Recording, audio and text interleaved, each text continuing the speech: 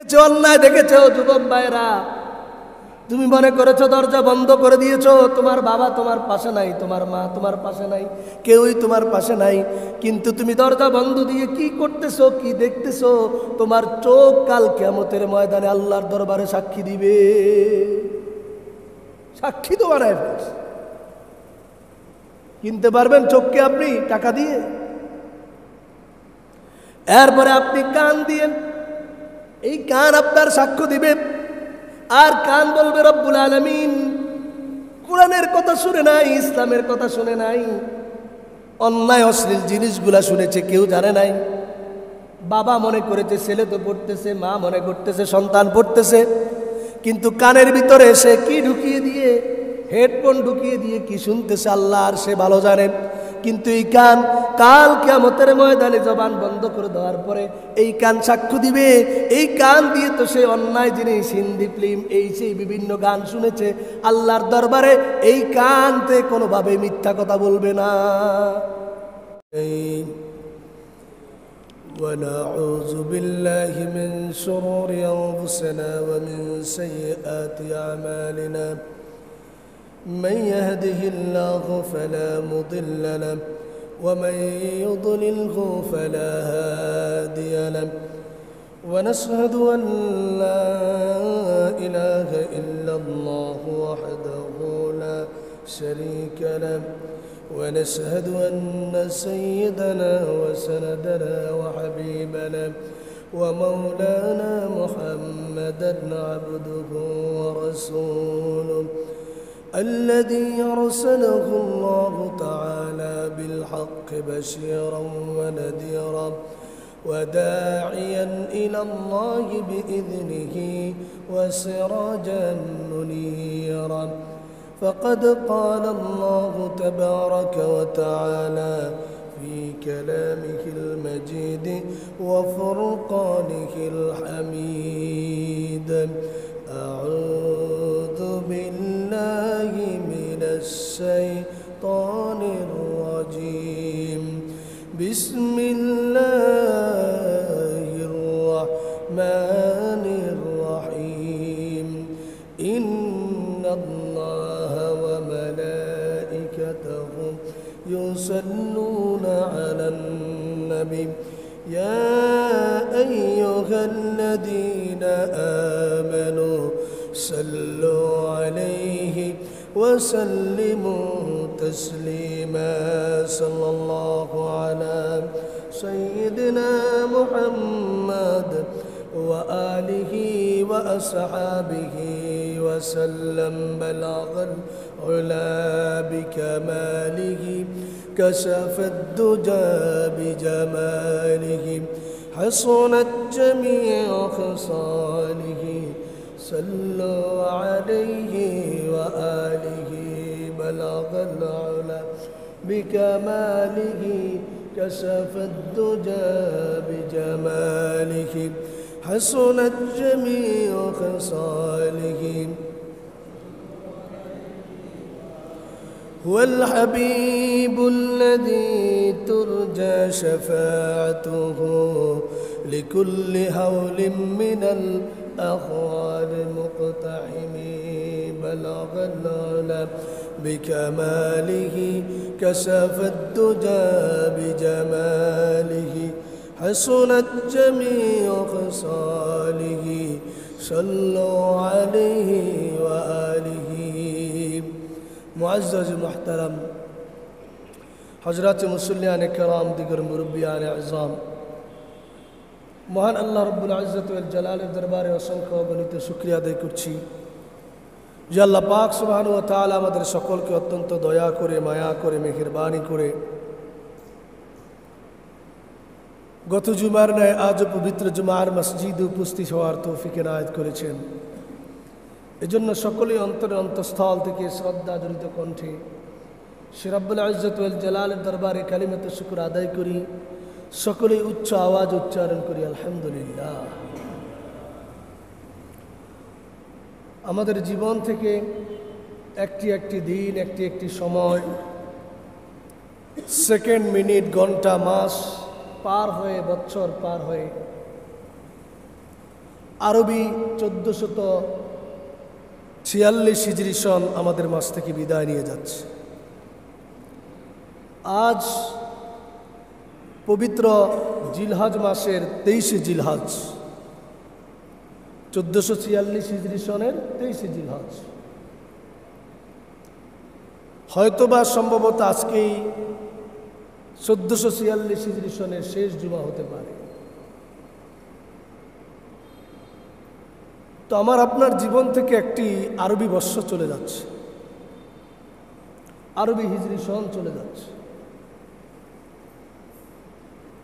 আমার জীবনের গাছের পাতা থেকে এক একটি করে পাতা ঝরে গিয়ে 1446 হিজরি সন আমার মাঝ থেকে বিদায় নিয়ে যাচ্ছে। কিন্তু আমরা তো সে আগের মতোই, কোনো অনুভূতি আমাদের মধ্যে নেই। দিন চলে যায়, রাত আসে, রাত চলে যায়, দিন আসে, সময় পার হয়ে যায়। আমি শিশু থেকে যুবক হয়েছি, যুবক থেকে বৃদ্ধ হচ্ছি। আমার দাড়ি কালো থেকে পাকে পেকে গিয়েছে, আমি বার্ধক্যে উপনীত হচ্ছি। একটু বারও কি আমি চিন্তা করছি যে আসলে আমার জীবন থেকে যে হায়াত নামক আমার জীবনের যে সোনালী অধ্যায় চলে গিয়ে বার্ধক্যে উপনীত হয়েছি, অথবা শিশুকাল থেকে যৌবনকালে আসছে, আমি কি কখনো আমাকে হিসাব করে দেখছি? এই যে একটি বছর মুহররম আসছিল 1446 হিজরি সনে,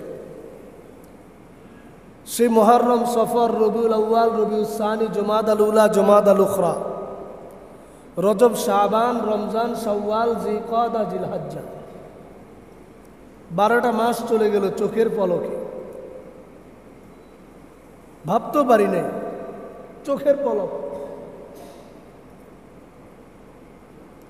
যে কোন জায়গা দিয়ে কোন মুহূর্তে আমার সময়গুলো চলে গেছে। আসলে রসুলের ভবিষ্যৎবাণী, কিয়ামতের আগে মানুষ সময়ের বরকত পাবে না, সময় মানুষের কাছ থেকে চলে যাবে, মানুষ বলতেও পারবে না। কথাটুকু বাস্তব। কিন্তু আমরা তো সবাইকে জ্ঞানী মনে করি, প্রত্যেকে আমরা একে অপরকে আকলমান মনে করি। অথচ হাদিসের দিকে যদি তাকাই, মুস্তাদরাকে হাকিমের হাদিস, একটি সহিহ হাদিসের কিতাব, 1 নম্বর খণ্ড 125 নম্বর পৃষ্ঠার মধ্যে হাদিসটুকু আসছে। আল্লাহর নবী সাল্লাল্লাহু আলাইহি ওয়াসাল্লাম বলেন, আল কাইয়িসু মান দানা নাফসা ওয়া আমিলা লিমা বা'দাল মাউত। জ্ঞানী বুদ্ধিমান তো সেই ব্যক্তি, যেই ব্যক্তি নিজের সম্পর্কে জানল। এর মানে আমি কতটুকু টাকা কামাইতে পারছি, কতটুকু অর্থ কড়ি কামাইছি, কতটা বাড়ি গাড়ি করছি, এটা আল্লাহর রসুল বলেন না। তুমি তোমাকে জানতে পারলা, চিনতে পারলা, তোমাকে কেন সৃষ্টি করা হয়েছে? তোমাকে তো শ্রেষ্ঠ সার্টিফিকেট দেওয়া হয়েছে, আশরাফুল মাখলুকাত, সকল সৃষ্টির মধ্যে সেরা।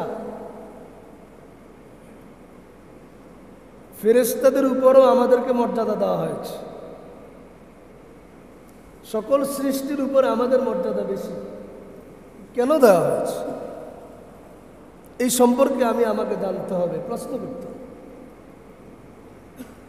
আমি তো ছিলাম বেহেশতের মধ্যে, আমাকে দুনিয়াতে কেন পাঠানো হয়েছে? আবার মৃত্যুর পরে যেখান থেকে আসছি সেখানে যেতে হবে। তা আমার এই সময়গুলোতে কাজ কি? শুধু খাওয়া দাওয়ার ফুর্তি করো? ইসরায়েলের মতো এই সমস্ত জাহিল জানোয়ারদের মতো দুনিয়াটা পরিচালনা করো? জোর যার মুল্লুক তার, মাইট ইজ রাইট, এগুলো নয়। আমাকে আল্লাহ কেন পাঠাইছেন? আমার কি জীবনের কোনো লক্ষ্য উদ্দেশ্য নাই? আমার কি জীবনে শুধু লক্ষ্য উদ্দেশ্য সকালে ঘুমাবো, রাত্রে ঘুমাবো, সকালে ঘুম থেকে উঠে কি বলে যে ফ্রেশ হয়ে আমি অফিসে চলে যাব, আবার আসি ঘুমাবো? এটাই। অথচ আল্লাহ সুবহানাহু ওয়া তাআলা আমাকে কত আদর করে সৃষ্টি করছেন, কত মায়া করে সৃষ্টি করছেন। আমার লক্ষ্য উদ্দেশ্য কি আমি কি জানছি? আমি কি নিজেকে নিয়ে একটু ভাবছি? রাসূল বলেছেন, জ্ঞানী বুদ্ধিমান তো সেই ব্যক্তি মান দানা নাফসা, যে নিজের সম্পর্কে ফিকির করে, চিন্তা করে, হায়রে আমার বয়স তো 40 পার হয়ে গেছে, আর পাবো কি পাবো না, আমার বয়স তো 50 হয়ে গেছে, আমি কেন এখনো দুনিয়ার মোহে পড়ে আছি, কেন এখনো লোভ লালসার মধ্যে আছি? আমার তো কবরের যাত্রী, আমি তো যে কোনো মুহূর্তে আমি চলে যেতে হবে। মানুষ যেমন বিমান মিস করলে, ট্রেন মিস করলে আফসোস করে, আমিও তো আমার জীবনের গাড়িটা মিস করে ফেলতেছি। যারা শিশু থেকে যুবক হয়েছি তাদের চিন্তা চেতনা থাকবে আমার শৈশবকাল শেষ, হিসাব নিকাশ শুরু। যারা যুবক থেকে আমরা বৃদ্ধ হচ্ছি আমাদের চিন্তা চেতনা থাকবে আমার তো যৌবনকাল, golden period of the life, আমার জীবনের সোনালী অধ্যায় পার হয়ে গেছে, আমার তো লাইফ শেষ, আমি এখন লাইফ সাপোর্টে আছি, আমি এখন আইসিইউতে আছি, আমার তো ডেট ওভার, 50-এর উপর উঠে গেছে, আমি ডেট ওভার, আমি আইসিইউতে আছি। একটা লোক যখন আইসিইউতে থাকে, যখন লাইফ সাপোর্টে থাকে, তার কাজ কি, তার করণীয় কি? সে হতাশ থাকে, তার জীবনের উপরে তার কোনো ধরনের আশা থাকে না, আকাঙ্ক্ষা থাকে, ভরসা থাকে। আমার লাইফের উপর তো কোনো ভরসা নেই। আল্লাহ যে আমাকে এতটুকু সময় দান করছেন, আমাকে আদর করে দিয়েছে, তো আমি কেন অন্যদের মতো চলি? আমি কেন 5 ওয়াক্ত নামাজ এখনো ধরতে পারি নাই? আমার কেন নামাজ ছুটে যায়? অথচ আল্লাহ কোরআনে ডাক দিয়ে বলছেন, আলাম ইয়ানি লিল্লাযীনা আমানু আন তাখশা কুলুবুহুম লিযিকরিল্লাহ। ও আমার বান্দা, তোমার কখন হুঁশ আসবে? তোমার কি এখনো সময় আসেনি? তুমি শৈশবকাল থেকে যৌবনকালে উত্তীর্ণ হয়েছ, যৌবনকাল থেকে বার্ধক্যে উত্তীর্ণ হয়েছ, এখনো কি তোমার সময় হয়নি? তুমি কোন কালে ইবাদত করবা, আমি আল্লাহকে ডাকবা? আরে মানুষ কত জাহেল হয়ে গিয়েছে, মানুষ কত অপারগ, মানুষ কত ধরনের আল্লাহকে ভুলে গিয়েছে। অথচ তুমি দুনিয়ার জন্য সব সময় 24 ঘন্টার মধ্যে 12 ঘন্টা 16 ঘন্টা দুনিয়ার জন্য ব্যয় করো। আমি আল্লাহ তোমাকে এত আদর করে সৃষ্টি করেছি, আমি আল্লাহর জন্য 10টা মিনিট তোমার সময় হয় না। ফজরের নামাজের 10টা মিনিট হয় না, জোহরের 10টা মিনিট হয় না, আসরের 10টা মিনিট হয় না, মাগরিবের 10টা মিনিট হয় না, 50টা মিনিট 1 ঘন্টা সময় আল্লাহর জন্য ব্যয় করতে পারি না। গত সপ্তাহ বলেছিলাম, প্রত্যেক ওয়াক্ত নামাজের পরে আমাদের জন্য নির্ধারিত আমলের সূরা আছে, বললাম না? এই পুরা সপ্তাহে কয়জনে আমল করছে? হাত তুলে দেখাতে পারবো কয়জনে আমল করল? শুধু আপনারা বলেন যে হুজুর আমলেরও ওয়াজ করেন, এটা শুনতে ভালো লাগে, কাজ করতে ভালো লাগে। কয়জনে আমরা আমল করলাম? অথচ আমার আপনার জীবনের তো হায়াত শেষ। এই যে একটু একটু করে চলে গেল 1446 হিজরি, বয়ান করলাম মনে হয় যেন কয়েকদিন হলো। 1446 হিজরি মুহররমের বয়ান করছি মনে হয় কয়েকদিন, চলে তো গেল একটা বছর। আগামী সপ্তাহ থেকে শুরু হচ্ছে আমাদের জন্য নতুন আরেকটি হিজরি সন 1447 হিজরি। চলে গেল, কি করলাম? গুনাহ কি এখনো ছাড়তে পারছি? আমার হিসাব কি আমি করতে পেরেছি? অথচ হাদিসের মধ্যে এসেছে, হযরতে ওমর রাদিয়াল্লাহু তাআলা আনহু বলেন, হাসিবু আন তুহাসাবু, হাসিবু আনফুসাকুম ক্বাবলা আন তুহাসাবু ওয়াজিনু ক্বাবলা আন তুজানু। তিরমিজি শরীফের হাদিসের মধ্যে এসেছে, হযরতে ওমর বলেন, ও আল্লাহর বান্দারা, তোমাদের কাছে হিসাব চাওয়ার আগে তুমি তোমার হিসাবকে কষে নাও। তোমার কাছে ওজন চাওয়ার আগে তুমি তোমার ওজনকে নির্ধারণ করে নাও। কারণ সময় বেশি দিন নাই। এমন সময় তুমি আল্লাহর দরবারে উপস্থিত হইবা যেই কোনো সময়, সেই সময়ে তুমি আল্লাহর দরবারে হিসাব দিতে পারবা না। হিসাব কি করছি? কই কেউ তো গুনাহ ছাড়তে পারি না। বুড়া হয়ে গিয়েছি, এখনো তো গুনাহ ছাড়ি না। যৌবনকাল যুবকরা, আল্লাহর একমাত্র খাস বান্দা হলো যুবক। যৌবনকালের ইবাদতকে আল্লাহ বেশি কবুল করেন। গুনাহ তো ছাড়তে পারি না, অথচ আমি আপনি গুনাহ করি, পাপ করি। আমরা কি মনে করতেছি যে আমার পাশে কেউ জানে না? আমি তো বুর্জ খলিফাতে চলে গিয়েছি, দুবাইতে। আমার বাংলাদেশে আমার স্ত্রীও যাবে না, আমার পাশের কেউ জানে না আমি বুর্জ খলিফাতে কি করতেছি।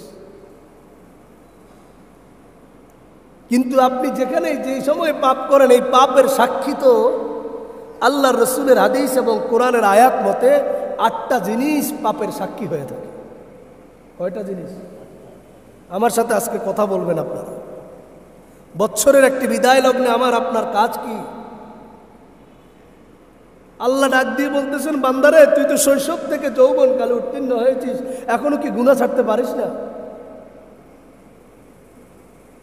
তুমি তো যৌবনকাল থেকে বার্ধক্যে উপনীত হয়েছ, এখনো কি গুনাহ ছাড়তে পারো না? অথচ এই গুনার কারণে, এই পাপের কারণে আমি 8টা জিনিসকে সাক্ষী রেখে পাপ করতেছি।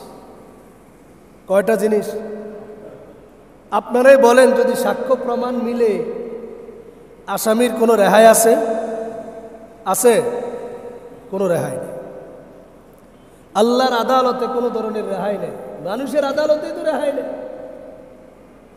আসামি সাক্ষ্য প্রমাণ মিললে আপনি ঘুষ দিলেও তো কাজ হবে না, মানুষের আদালতে। তো আমি আপনি যে পাপ করতেছি, ছোট্ট বড় গুনাহ করতেছি, আমার পরিবার জানে না, আমার ভাই জানে না, আমার ছেলে সন্তান জানে না, আমার পাড়া প্রতিবেশী জানে না। আমি সবার কাছে লিডার, সবার কাছে আমার চরিত্র ফুলের মতো পবিত্র। কিন্তু আমি যে পাপ করতেছি আপনি মনে করতেছেন কেউই জানে না, সকলকে, সকল সিসি ক্যামেরাকে ফাঁকি দিয়ে আমি পাপ করতেছি। এই পাপ যে গুনাহ করতেছি, আমি 8টা জিনিসকে সাক্ষী রেখে আমি গুনাহ করতেছি। কয়টা জিনিস সাক্ষী? 8টা জিনিস। ভালো করে খেয়াল করবো ভাইয়েরা, যারা এখনো মসজিদে পৌঁছি নাই তারা আস্তে আস্তে অবশ্যই কান লাগিয়ে শুনবো। খুবই গুরুত্বপূর্ণ কথা।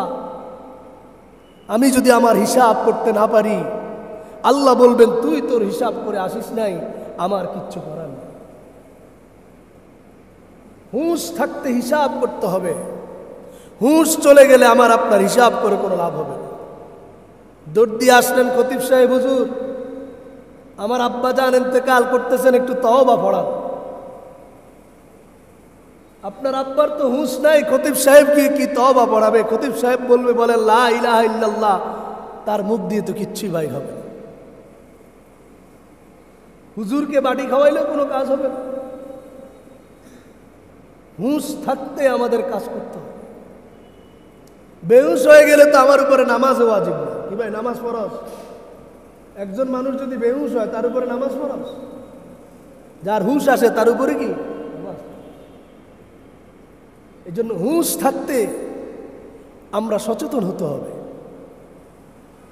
একটি বছর চলে যাচ্ছে আমাদের মাঝ থেকে বিদায় নিয়ে, আমরা কি করলাম? গুনাহ তো ছাড়তে পারি না। 1 নম্বর, আমি যদি গুনাহ করি, আমি যদি পাপ করি, আমরা যে পাপ করব, গুনাহ করব, এই পাপের সর্বপ্রথম সাক্ষী, সর্বপ্রথম এই পাপ যে করতেছি আমার হাত সাক্ষী দিবে। কে সাক্ষী দিবে? আল্লাহ তো মুখের সাক্ষী নিবেন না, মুখ তো মিথ্যা কথা বলবে। আপনি বলতে পারেন দূর, আমি তখন ফিরে যাব। আমরা যখন কাঠ গড়া উড়ি তখন বলি, যাহা বলিব সত্য বলিব, সত্য বলিয়া মিথ্যা বলিব, বলি না? তখনও কাঠগড়া এটাই থাকবে। দুনিয়ার আদালত এটা তো সর্বনিম্ন আল্লাহর আদালতের একটা নমুনা। এগুলা কেন আল্লাহ দিলেন এই দুনিয়ার মধ্যে আমাদেরকে? এটা দিয়েছেন একটি নমুনা হিসাবে। যে আল্লাহ বলতে চান, দেখো তোমাদের আদালতে যদি এত কিছু লাগে তো আমার আদালতে কি লাগবে? সেখানে আপনি যখন উঠবেন, আমি যা বলিব সত্য বলিব, কিন্তু মনে মনে আসে না আজকে মিথ্যা বলবই। আল্লাহ বলবেন এর জবানকে সিলাই করে দাও, মুখটাকে সিলাই করে দাও, জিহ্বার কথা থাকবে না, মুখের কোনো কথা থাকবে না।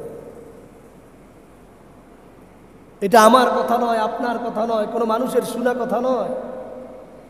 পবিত্র কোরআনের সূরা ইয়াসিনের মধ্যে আল্লাহ ডাক দিয়ে বলেন, আল-ইয়াউমা নাখতিমু আলা আফওয়াহিহিম ওয়া তুকাল্লিমুনা আইদিহিম ওয়া তাশহাদু আরজুলুহুম বিমা কানু ইয়াকসিবুন।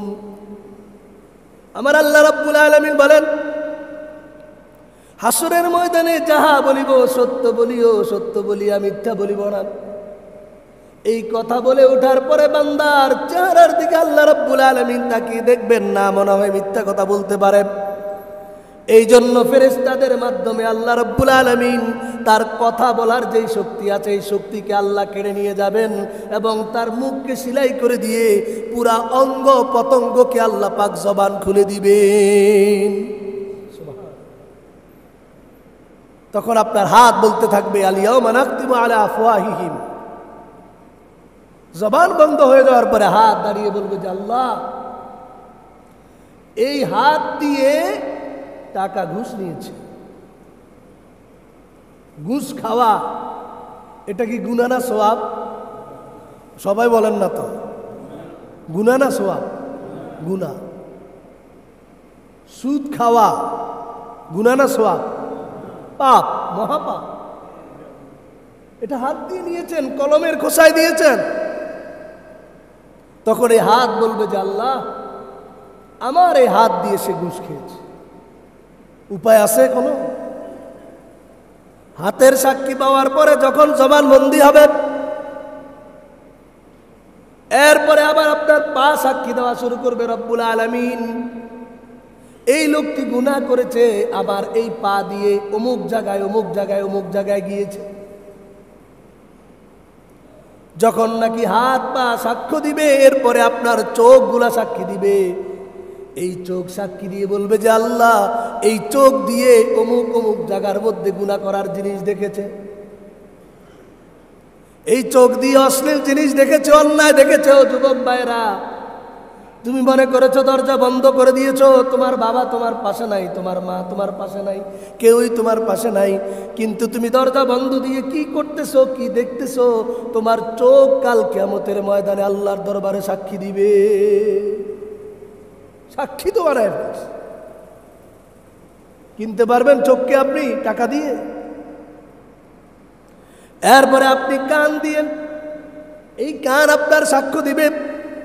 আর কান বলবে রব্বুল আলামিন, কোরআনের কথা শুনে নাই, ইসলামের কথা শুনে নাই, অন্যায় অশ্লীল জিনিসগুলা শুনেছে, কেউ জানে নাই। বাবা মনে করেছে ছেলে তো পড়তেছে, মা মনে করতেছে সন্তান পড়তেছে, কিন্তু কানের ভিতরে সে কি ঢুকিয়ে দিয়ে, হেডফোন ঢুকিয়ে দিয়ে কি শুনতেছে আল্লাহ আর সে ভালো জানে। কিন্তু এই কান কাল কিয়ামতের ময়দানে জবান বন্ধ করে দেওয়ার পরে এই কান সাক্ষ্য দিবে। এই কান দিয়ে তো সে অন্যায় জিনিস, হিন্দি ফিল্ম, এই সেই বিভিন্ন গান শুনেছে। আল্লাহর দরবারে এই কানতে কোনোভাবে মিথ্যা কথা বলবে না। চারটা জিনিস সাক্ষী হয়। কয়টা বলেন না? কয়টা? চারটা। হাত, পা, কান, চোখ, চারটা জিনিস হয়। অন্য আয়াতে আল্লাহ রাব্বুল আলামিন বলেন, 5 নম্বর তুমি যে গুনাহ করতেছো, তুমি যে পাপ করতেছো, 5 নম্বর তোমার সাক্ষী হবে। তোমার শরীরের, পুরা শরীরের মধ্যে যে চামড়া আছে, এই চামড়াই তোমার সাক্ষী দিবে। অর্থাৎ সাধু জুলুদুহুম, চামড়া সাক্ষী দিবে। শরীরকে ফালতেছি, শরীরের আলামের জন্য আমি গুনাহ করতেছি, এই শরীর সাক্ষী দিবে। 5 নম্বর। 6 নম্বর সাক্ষী দিবে, আমার শরীর তো শেষ। 6 নম্বর সাক্ষী দিবে, আমি যেই জমিনের মধ্যে গুনাহ করতেছি দোস্ত, যেই জমিনের মধ্যে গুনাহ করতেছি, এই জমিন আল্লাহর দরবারে সাক্ষী দিবে আর বলবে, আল্লাহ, বাংলাদেশ ছেড়ে গুনাহ করার জন্য ব্যাংকক আসছে, থাইল্যান্ড আসছে, বুর্জ খলিফা আসছে, এই বুর্জ খলিফায় অমুক তালার অমুক নম্বর ফ্লোরে থেকে আমি আল্লাহ তোমার দরবারে সাক্ষী দিতেছি অমুক জায়গার মধ্যে থেকে আমায় গুনাহে লিপ্ত হয়েছে এই বান্দা। সরার কোনো উপায় নেই। পারবেন? আল্লাহর জমিনে থেকে গুনাহ করবেন আর আল্লাহর জমিন সাক্ষী দিবে না। এই জন্য হাদিসে বলা আছে, যখন আপনি যেই জমিনে যাবেন একটু সিজদা দেওয়ার চেষ্টা করবেন, ওই জমিন আপনার পক্ষে কাল কিয়ামতে সাক্ষী দিবে। যেখানে যাবেন নামাজের ওয়াক্ত হয়ে গেছে, নামাজ পড়ে ফেলবেন, তাহলে ওই যে সেজদাটুকু জমিনের মধ্যে পড়ছে, এই জমিন আল্লাহর দরবারে সাক্ষী দিয়ে বলবে যে আল্লাহ তোমার এই বান্দা আমার এই জমিনে সেজদা দিছে। আল্লাহু আকবার। এই জমিন যেমন সেজদা দিলে সাক্ষী দিবে, ঠিক তদ্রূপ আপনি গুনাহ করেছেন, এই গুনার কারণে ওই জমিন যেখানে গিয়ে আপনি গুনাহ করেছেন, পুরা পৃথিবীর আমেরিকা, আপনি থাকেন বাংলাদেশে, আপনি গুনাহ করেছেন আমেরিকায় গিয়ে, আল্লাহ পাক কাল কিয়ামতে হাসরের ময়দানে আমেরিকার জমিনটাকে হাজির করায়া দিবেন। ওই জমিন, ওই জায়গা, যে জায়গায় গুনাহ করতেছেন ওই জায়গা সাক্ষী। এই জন্য আল্লাহ বলেন, বান্দা তোমার যদি গুনাহ করতে মনে চায় তো আমার জমিন থেকে বাইর হয়ে যায় গুনাহ করে। পবিত্র কোরআনের সূরা আর রহমানের মধ্যে আল্লাহ আয়াত নাযিল করে বলেন, ইয়া মাশারাল জিন্নি ওয়াল ইনসি ইন ইসতাতা'তুম আন তানফুযু মিন আকতারিস সামাওয়াতি ওয়াল আরদি ফানফুযু লা তানফুযুনা ইল্লা বিসুলতান فبأي آلاء ربكما تكذبان। আল্লাহ পাক বলেন, ইয়া মাশারাল জিন্নি ওয়াল ইনস, ও দুনিয়ার মানুষ, ইন ইসতাতা'তুম আন তানফুযু মিন আকতারিস সামাওয়াতি ওয়াল আরদ, যদি সক্ষম হও, তোমার এবিলিটি থাকে, তো আমার জমিন থেকে বেরিয়ে গিয়ে গুনাহ করো। আছে আল্লাহর জমিন থেকে বের হয়ে গিয়ে গুনাহ করার সুযোগ আছে? যেখানে যাবেন জমিন কার? আল্লাহ। যেখানে যাবেন সব কিছু কার? আল্লাহ। আসমানে উঠে যান, আপনি গুনাহ করতেছেন বিমানের মধ্যে, জমিন তো নাই, বিমানে নাস। কত যুক্তি মানুষ দেখাবে বৈজ্ঞানিক দৃষ্টিকোণ থেকে। আরে আল্লাহ কোরআনে বলছে জমিনের কথা, আমি তো আসমানে উঠতেছি, আমি হেলিকপ্টার নিয়ে ঘুরতেছি, আর গুনাহ আমি হাওয়ার মধ্যে করতেছি, ওই হাওয়া সাক্ষী দিবে। সেটাও স্থান, এটা কার? সব কিছু আল্লাহ। সেটাকে হাজির করবে সেদিন। কিবে আল্লাহ পারবেন না? কথা কন্যা পারবেন না? যে আল্লাহ হাড় পচে গলে ছাই মাটি সব কিছু হয়ে গেছে, খুঁজে পাওয়া ডিএনএ টেস্ট না শুধু, এমন কোন টেস্ট যদি পৃথিবীতে কোনো বিজ্ঞানী বের করে, সেই টেস্ট দিয়েও যেটা বের করা সম্ভব নয়, আল্লাহ সেই অনস্তিত্ব জিনিস থেকে অস্তিত্ব বের করার সুযোগ আছে না নাই? সে আল্লাহ বলেন, হাওয়াতে গুনাহ করেছো, তো এই হাওয়াকে আমি আল্লাহ হাজির করব, তোমার সাক্ষী হয়ে যাবে, সাক্ষী দিবে। গুনাহ করার কোনো সুযোগ আছে? কথা বলেন না আছে? কয়টা গেল? 6টা। বলেন না কয়টা গেল? আমাকে গনে গনে দিতে হবে। 6টা গেল সাক্ষী। 7 নম্বর আল্লাহ রাব্বুল আলামিন বলেন, বান্দারে তুমি যে গুনাহ করতেছো দুনিয়ার মোহে পড়ে, বন্ধু বান্ধবের আড্ডায় পড়ে, তুমি কি একটু চিন্তা করেছো তুমি গুনাহ করার কোনো সুযোগ নাই? আমি আল্লাহ রাব্বুল আলামিন তোমার 2 কাঁধের মধ্যে যেখানেই যাও 2 জন ফেরেশতাকে লেখার জন্য আমি আল্লাহ দায়িত্ব দিয়ে দিয়েছি। আল্লাহ পাক পবিত্র কোরআনের মধ্যে বলেন, কিরামান কাতিবিনা ইয়ালামুনা মা তাফআলুন। এই 2 জন ফেরেশতা তুমি যা করো, যেখানেই যাও, সেখানেই তোমার কাছে থাকে, মৃত্যু পর্যন্ত তোমার কাছে থেকে আমলনামা লিখতে থাকবে। বলেন তো দেখি, আপনার হাত পা চোখ কান সব জায়গা যা আছে কোনোটাই সাক্ষীর দরকার নাই। রাজ সাক্ষী হলো আল্লাহর দেওয়া কেরামত। আছে গুনাহ করার কোনো সুযোগ? এই কথা বলেন না, গুনাহ করার কোনো সুযোগ আছে না?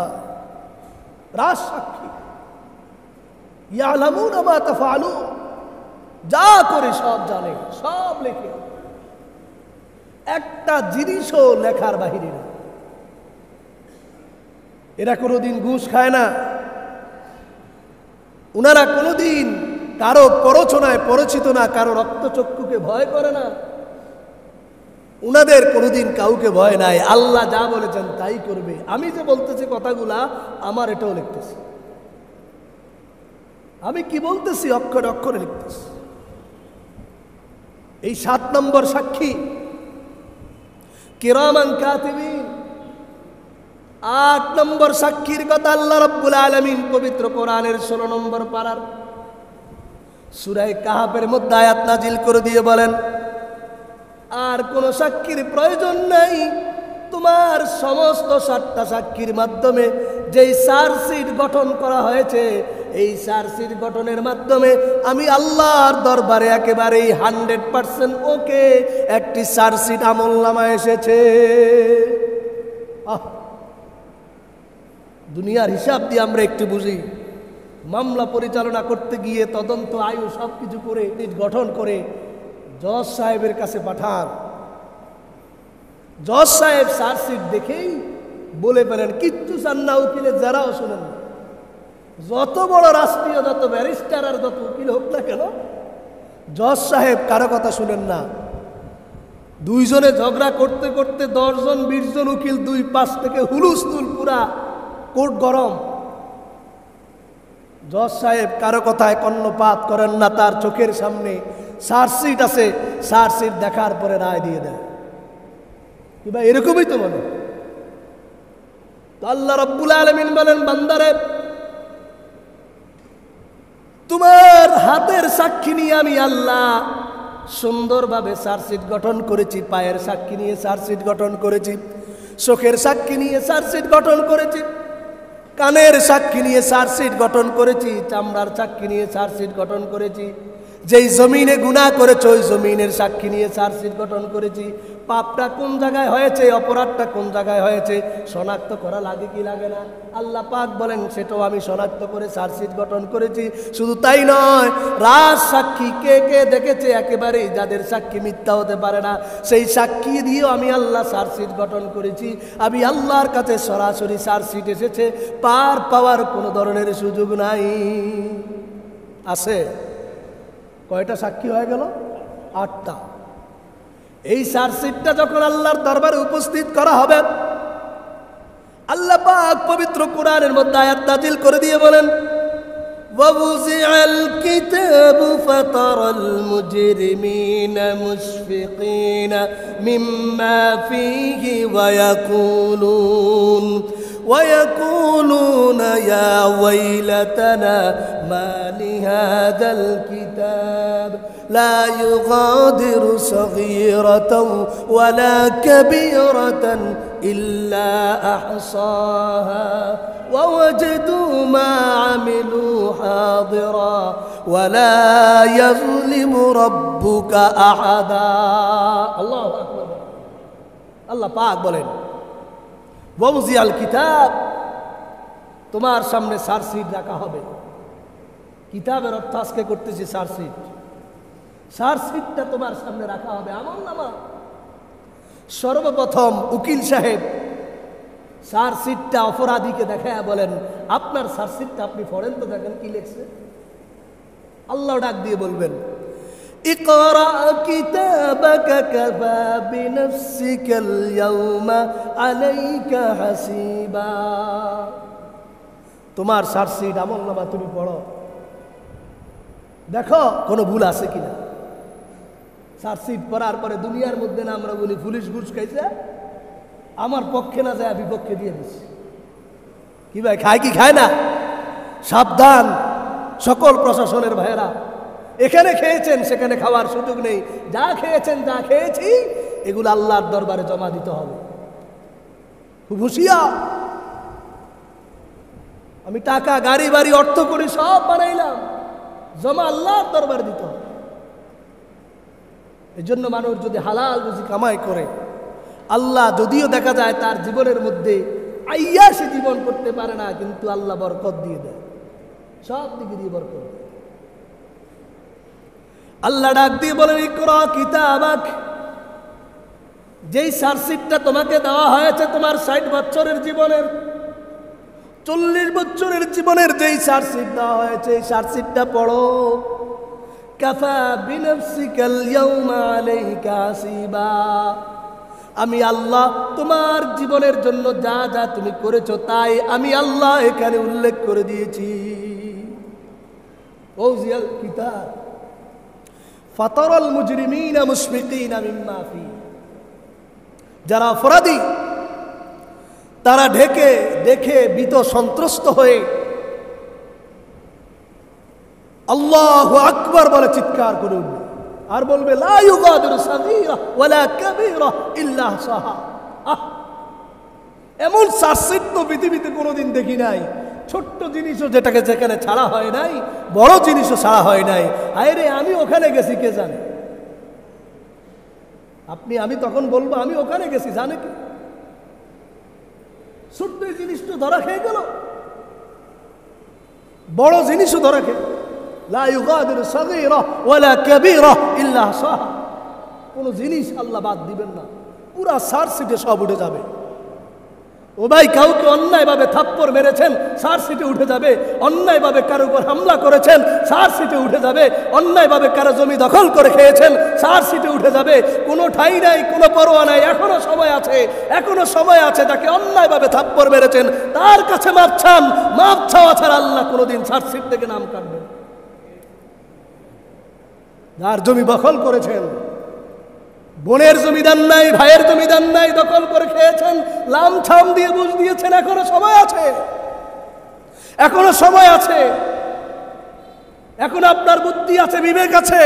বোনের কাছে যান, ভাইয়ের কাছে যান। অন্যায় করেছেন যার কাছে, তার কাছে যান, গিয়ে এখনো মাপ চান। এখনো যদি মাপ চান, সে যদি মাপ করে দেয় তো আল্লাহ মাপ করে দিয়ে চার্জশিট থেকে নামটা কেটে দেবে। সুবহানাল্লাহ। এই কথাগুলো এজন্য বলতেছি ভাই, লা ইউগাদিরু সাগীরাতান ওয়ালা কাবীরাতান ইল্লা আহসাহা। ছোট্ট কোনো জিনিস যাররা পরিমাণও সেখানে ছাড় দেওয়া হবে না।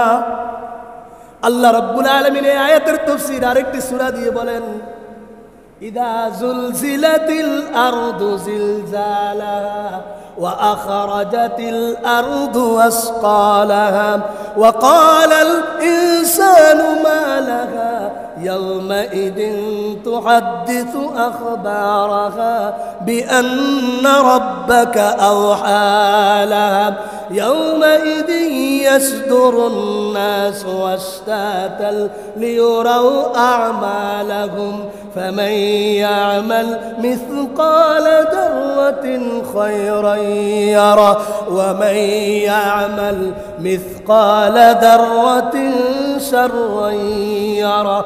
আল্লাহু আকবার। সবাই তার চার্জশিট দেখার জন্য দৌড় দিয়ে ছুটে যাবে। কি আসছে দেখি, পাগল পারা হয়ে যাবে, দৌড় দিয়ে ছুটে যাবে। আল্লাহ পাক বলেন, ওয়া ইয়ামাল মিসকালা যাররাতিন খায়রান ইয়ারা। সামান্যতম যদি অন্যায় করে থাকে, যাররা অণু পরমাণু, সামান্যতম যদি করে থাকে, আল্লাহ পাক বলেন এগুলার জবাব আল্লাহর কাছে দিতে হবে, একটুও ছাড় দেওয়া হবে না। কি ভাই, কোনো ছাড় দেওয়া হবে? আমরা তো মনে করি একজনের উপর হামলা করে পুলিশে ঘুষ দিছি 10 লাখ। পুলিশ সামনে আসছেন, আপনারা বললো চলে যান, আমরা একটু পরে আপনারা ধরবো না, আপনি চলে যান, ফলায়া যান। আপনারা দুনিয়ার পুলিশ আপনাকে এটা দিছে, এটা তো দুনিয়ার সাধারণ মামলা। আখিরাতে তো আল্লাহর দরবারে সেই মামলা রেকর্ড হয়ে গেছে। প্রত্যেকটা জিনিস খেয়াল করতে হবে ভাই। আল্লাহ রাব্বুল আলামিন বলেন, যখন নাকি আপনার সব কিছু ধরা পড়ে যাবে, আল্লাহ নিজে বলেন, লা ইউগাদিরু সাগীরাতান ওয়ালা কাবীরাতান ইল্লা আহসাহা ওয়া ওয়াজাদু মা আমিলু হাদিরা। যা আমল করেছেন সব সেদিন আমরা উপস্থিত পাব। আমরা কেউ মনে করবো যে আমি তো হজ করি নাই, আমার আমল নামা কিন্তু ভালো চার্জশিট আসবে, একটা হজের সওয়াব। বলবেন কিরে, আমি তো কোনোদিন হজ করি নাই। তখন আল্লাহ বলবেন, ওই যে হজের আমল করছো, তোমার আমল নামে হজ দিয়ে দিছি। সুবহানাল্লাহ। উমরা করেছো, তোমার আমল নামায় উমরা দিয়ে দিয়েছি। সাধারণ দান করেছো, তোমার আমল নামায় দান দিয়ে দিয়েছি। আপনি দেখবেন চার্জশিটের মধ্যে আপনার ভালো চার্জশিট আসবে, সেখানে বিশাল বিশাল জান্নাতে বালাখানা তৈরি হয়েছে, ফয়সালা হবে, যাও তোমার জান্নাতে চলে যাও। আর আপনি কল্পনা করবেন, হায় রে, আমি তো কোনোদিন এই বালাখানা তৈরি করি নাই। আল্লাহ বলবেন, তুমি যে আমার দুনিয়ার মধ্যে আমার মসজিদ দেখেছো, মাদ্রাসা দেখেছো, এতিম অসহায়ের পাশে দাঁড়িয়েছো, আমি আল্লাহ রাব্বুল আলামিন তোমার উপর খুশি হয়ে এই জিনিসগুলা তোমাকে আমি আল্লাহ দিয়ে দিয়েছি। ভালো মন্দ সবই দেখো। ওয়ালা ইয়াজলিমু রাব্বুকা আহাদা। পবিত্র কোরআনের সূরা কাহফে আল্লাহ বলেন, একটু জুলুম আল্লাহ করবেন না, একটু জুলুম আল্লাহ করবেন না। দুনিয়ার জজ সাহেব জুলুম করতে পারে, ম্যাজিস্ট্রেট সাহেব জুলুম করতে পারে, তার বিভিন্ন ধরনের মন থেকে পড়ে যেতে পারে, কিন্তু আল্লাহ বলেন না, আমি আল্লাহ কোনো জুলুম তোমার উপর করবো না, যা করেছো সব কিছু তুমি পাইবা। এই জন্য ভাইরা আমার, 1446 হিজরি সনের বিদায় সনে এসে আগামী জুমাতেই আসবে হয়তো ইনশাআল্লাহ আমাদের জন্য 1447 হিজরি সনের নতুন নববর্ষ। আমাদের 1 নম্বর কাজ হবে, অনুভূতি হবে, কর্মসূচি হবে। গত সপ্তাহ যা বলেছি সেগুলার সাথে অ্যাড করে আমরা বলবো, মৃত্যু আমাদের সকলের সামনে হাজির, মৃত্যুর জন্য প্রস্তুতি গ্রহণ করে এখনই হিসাব করতে হবে ইনশাআল্লাহ। পারবো তো ইনশাআল্লাহ? কে কয়টা পাপ করেছি, কয়টা গুনাহ করেছি, এখন থেকে হিসাব কোষের সামনে চলা শুরু করবো ইনশাআল্লাহ। আজকে থেকে ওয়াদা করবো ইনশাআল্লাহ, আজকে থেকে ওয়াদা করব, যাদের জীবনে হায়াত যতদিন বাকি আছে আর কোনোদিন গুনাহ করব না বলেন ইনশাআল্লাহ। গুনাহ যদি করি, পাপ যদি করি, সাক্ষী কয়টা সাক্ষী থাকে? ভালো করে আবার স্মরণ করাই দিয়ে শেষ করতেছি। 1 নম্বর সাক্ষী আমার হাত দিবে, বলেন কি? 2 নম্বর সাক্ষী, যে গুনাহ করতেছি 2 নম্বর সাক্ষী কে দিবে? পা। 3 নম্বর সাক্ষী আমি যে গুনাহ করতেছি কে দিবে? চোখ। 4 নম্বর সাক্ষী আমি যে গুনাহ পাপ করতেছি কে দিবে? আমার কান। 5 নম্বর সাক্ষী আমি যে গুনাহ করতেছি কে দিবে? আমার শরীরের চামড়া, পুরা বডি। 6 নম্বর সাক্ষী আমি যে গুনাহ করতেছি, পাপ করতেছি কে দিবে? জমিন, স্থান, প্লেস। যেই জায়গায় আমি গুনাহ করতেছি, পাপ করতেছি, সেই জায়গা আমার সাক্ষী দিবে। 7 নম্বর সাক্ষী আমি যে গুনাহ করতেছি কে দিবে? আমার 2 পাশের কাঁধের ফেরেশতা কিরামান কাতিবিন। 8 নম্বর সাক্ষী, সর্বচূড়ান্ত সাক্ষী, আমার সমস্ত গুনাহ যা করেছি সেটা একমাত্র সাক্ষী কি হবে? আমল নামা। কি ভাই বলেন না? আমল নামা কি? চার্জশিট। সেটা কি? চার্জশিট। এই 8টা সাক্ষী রেখে যদি কারো মনে চায়, ভালো করে খেয়াল করেন, কারো যদি মনে চায় আমি আজকে থেকে গুনাহ করব, পাপ করব, অন্যায় করব, কারো জমি ঠেলব, কারো হক নষ্ট করব, কারো হক দিব না, ঘুষ খাবো, সুদ খাবো, অন্যায়ভাবে জুলুম করব, কেউ যদি মনে চায়, এই 8টা সাক্ষীকে সামনে রেখে আপনারা যা মনে চায় তা করেন, আল্লাহর দরবারে জবাব দেওয়ার জন্য রেডি থাকেন। আল্লাহ অবশ্যই আজকের পর থেকে কেউ যদি শুনে আমল করে, ইনশাআল্লাহ সুম্মা ইনশাআল্লাহ, আল্লাহ আমাদের সকলের গুনাহকে মাফ করে দিবেন, আল্লাহ আমাদের জীবনকে সুন্দরভাবে সাজিয়ে দিবেন। নতুন বর্ষ আমাদের মাঝে আসতেছে, আল্লাহ পাক আমাদের সেই নতুন বর্ষকে রহমত, মাগফিরাত এবং রিজিকের বর্ষ হিসাবে আল্লাহ কবুল করে নেন। আমিন সুম্মা আমিন। ওয়া আখিরু দাওয়ানা আনিল হামদুলিল্লাহি রাব্বিল আলামিন।